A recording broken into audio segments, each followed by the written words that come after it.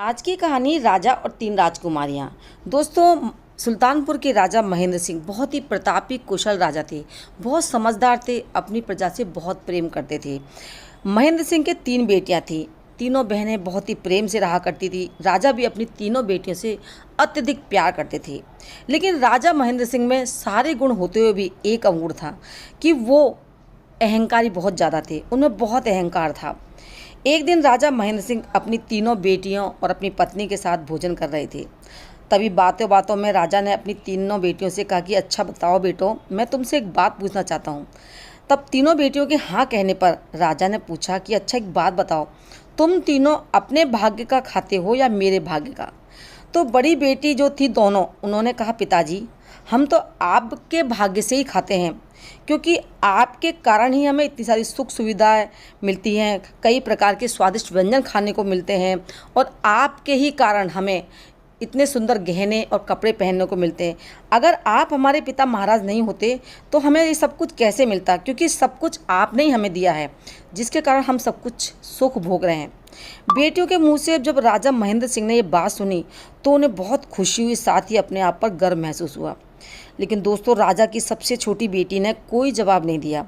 ये देखकर महेंद्र सिंह ने कहा कि बेटी, तुम भी कुछ कहो, क्या तुम कुछ नहीं कहना चाहोगी? तो सबसे छोटी बेटी ने कहा कि पिताजी, मैं आपके भाग्य का नहीं बल्कि मैं खुद के भाग्य से खाती हूँ, इसी कारण से मैं सुख वैभव भोग रही हूँ। छोटी बेटी के मुंह से ये बातें जब राजा महेंद्र सिंह ने सुनी तो उनके अहंकार को ठेस लगी। उन्हें दुख भी हुआ और गुस्सा भी आया, क्योंकि सबसे छोटी बेटी से वो बहुत प्रेम करते थे और इस तरह के जवाब की उन्हें बिल्कुल उम्मीद नहीं थी। समय बीतता गया दोस्तों, लेकिन राजा अपने सबसे छोटी बेटी की उस बात को भुला नहीं पाया।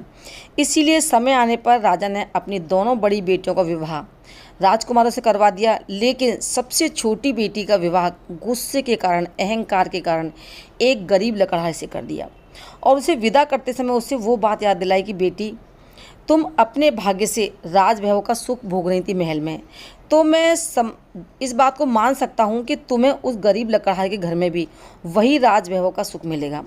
वरना तुम्हें ये जरूर मानना पड़ेगा कि आज तक तुमने जो राज वैभव का सुख भोगा है वो तुम्हारे भाग्य से नहीं बल्कि मेरे भाग्य से तुम्हें मिला है। तो दोस्तों, ये सुनकर बेटी जो थी छोटी कुछ नहीं बोली। और सच बात तो ये है कि लकड़हारा बहुत ही गरीब था, इसीलिए राजकुमारी ये भी मानती थी कि वहाँ सुख वैभव मिलने वाला नहीं है, क्योंकि लकड़हारा बेचारा दिन भर लकड़ी काटता, उन्हें बेचता, बड़ी मुश्किल से अपनी पत्नी का गुजारा करता था। तो इसलिए राजकुमारी के दिन बहुत ही कष्ट से बीत रहे थे, लेकिन वो उसे भगवान पर और अपने भाग्य पर भरोसा था। वो यही सोचती कि अगर उसके भाग्य से राजमहल में सुख वैभव मिला तो ज़रूर उसे इस लकड़हारे के घर में भी सुख वैभव मिलेगा। अब दोस्तों, एक दिन राजा ने अपनी सबसे छोटी बेटी का हालचाल जानना चाहा, क्योंकि पिता थे जो भी था। उन्होंने अपने कुछ सेवकों को बुलवाया और उनसे कहा कि देखो, तुम मेरी बेटी घर जाओ और उससे पूछना कि अगर वो किसी तरह की सहायता मुझसे मांगना चाहती है तो मैं उसकी सहायता करने के लिए तैयार हूँ, क्योंकि अगर उसका भाग्य अच्छा होता तो किसी राजकुमार की पत्नी होती। लेकिन दोस्तों, राजकुमारी ने किसी भी तरह की मदद लेने से मना कर दिया।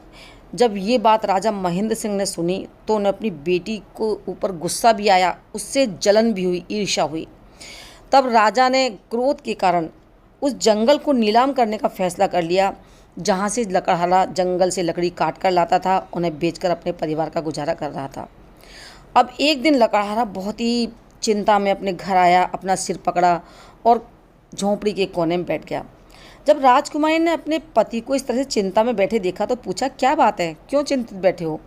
तो लकड़हारे ने कहा कि जिस जंगल से मैं लकड़ी काट कर लाता हूँ वो नीलाम होने जा रहा है और जो उस जंगल को खरीदेगा उसे 1 महीने के अंदर सारा धन राजकोष में जमा कराना होगा।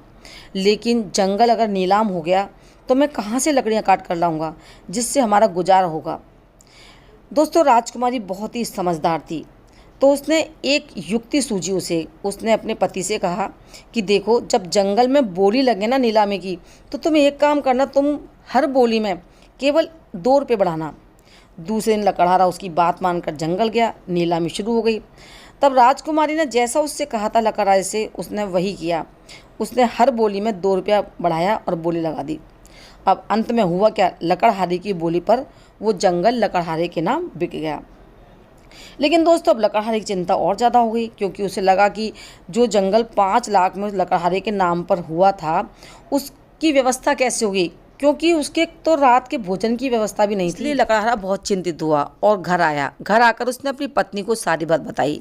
तो राजकुमारी ने कहा कि आप बिल्कुल चिंता ना करें, क्योंकि एक दिन जब आप भोजन करने घर नहीं आए थे, मैं आपके लिए भोजन लेकर जंगल में गई थी।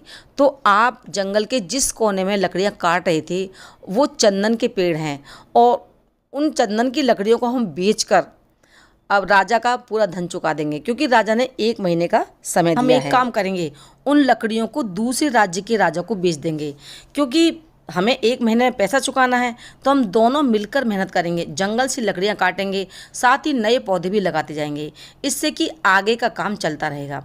सारी लकड़ियाँ राजा महाराजाओं को जब हम बेचेंगे तो इससे हमें बहुत सारा धन मिलेगा। तो लकड़हारे ने अपनी पत्नी से पूछा, अच्छा महाराज को नहीं मालूम कि उनके राज्य के जंगल में चंदन के पेड़ भी हैं? राजकुमारी ने कहा कि मालूम तो है, लेकिन वो किस तरफ है ये किसी को नहीं मालूम। तब लकड़हारे को अपनी पत्नी की बात समझ में भी आ गई और वो बहुत खुश हुआ। अब दोनों ने बहुत ही मेहनत की और चंदन की लकड़ियों को काटा, साथ ही दूरों जो राज्य थे, दूसरे राज्य, उनके राजाओं को लकड़ियाँ बेची। इससे उनको बहुत सारा धन मिला और उन्होंने वो जंगल का जो सारी रकम थी वो राजा को चुका दी और नए पौधे भी लगा दिए, जिससे कि आगे भी उनका काम चलता रहे। धीरे धीरे लकड़हारा राजकुमारी बहुत धनवान हो गए। इतने धनवान, उनके पास इतना धन हो गया कि दोनों ने आपस में बातचीत करके, विचार विमर्श करके एक महल बनवाने का सोचा और उसका काम शुरू करवा दिया। अब लकड़हारा पूरे दिन अपने काम को देखता और राजकुमारी महल में जो भी महल का काम चल रहा था उसको देखती रहती, ध्यान रखती।